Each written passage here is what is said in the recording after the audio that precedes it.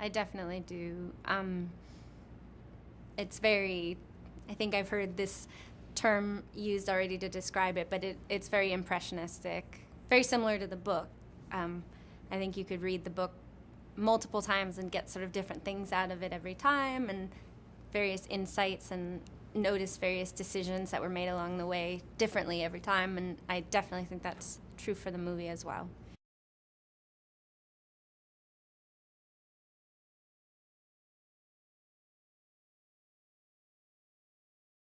I did, yeah. We were friends prior to this.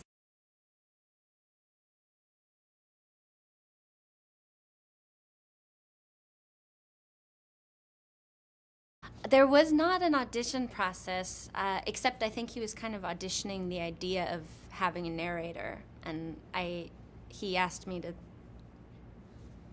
basically try out the idea for him. He sent me some little pieces of what would end up being the narration and asked me to record myself talking into my phone, trying them out and sending them back and forth, and I think he was sort of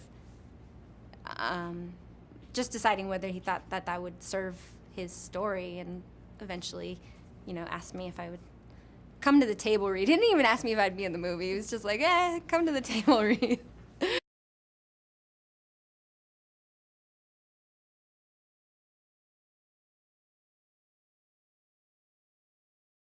It was very fun. Everything about it was fun. I loved.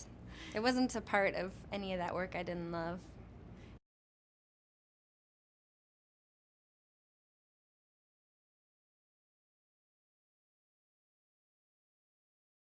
Very easy, very good, I'd say very good improviser. Definitely sort of moves. I feel like his process of sort of envisioning what he wants the film to look like and feel like in any given scene is this sort of living organism that adjusts and grows and changes based on new stimuli, and he doesn't feel particularly stuck in a plan. He just sort of seems to let go of. I think he prepares a lot, and then he shows up on set and just sort of like just tries to discover what the scene's actually supposed to be once he gets there.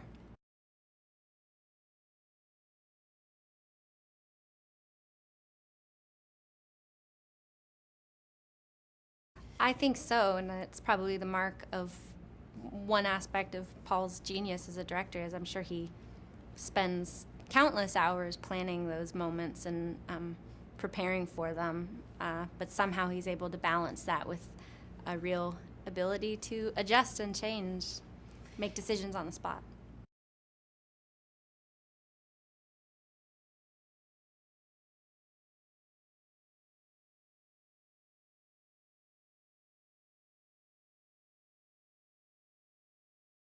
No, no, but it was really great to watch, and it really helped me. Him being great helps everything around him be better. In a scene, someone like me who's not particularly experienced and felt like I didn't know what I was doing the entire time, his incredible commitment and skill sort of, pulled me in to feeling like the reality of what we were doing, I guess, believing it.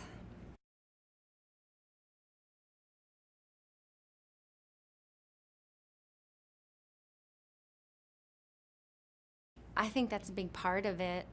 I think it's about, I think it's framed as this sort of epic battle between good and evil.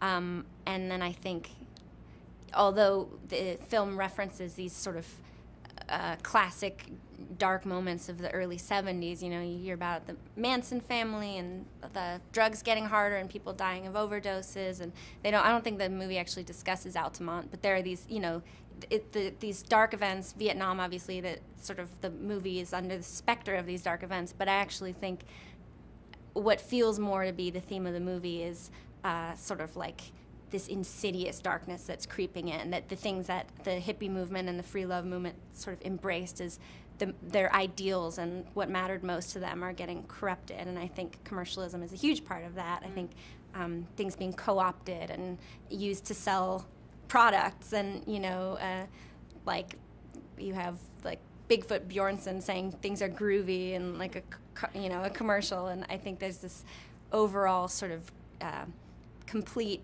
eradication of ideals through turning them into something else.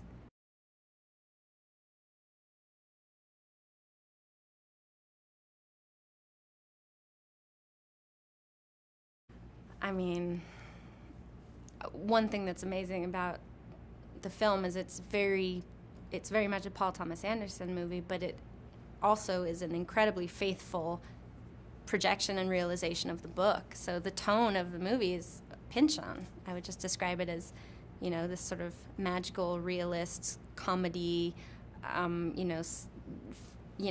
tragicomic sort of political comment that is written in a mixture of incredibly complex, gorgeous language and this sort of colloquial Pynchonian surfer talk that's just sort of this amazing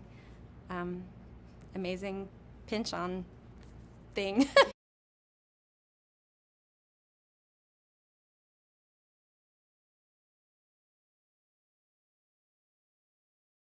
I think every one of his films stands apart from every other one of his films. I think he's an incredible sort of, it's an overused word, but I think he shifts paradigms with each film. Like, it's built from the ground up in a different universe with different natural laws and different assumptions, and the air smells different and the colors look different. He creates universes. I mean, this movie lives in a different universe than There Will Be Blood, but they're both incredible, and that's, I think, what he does.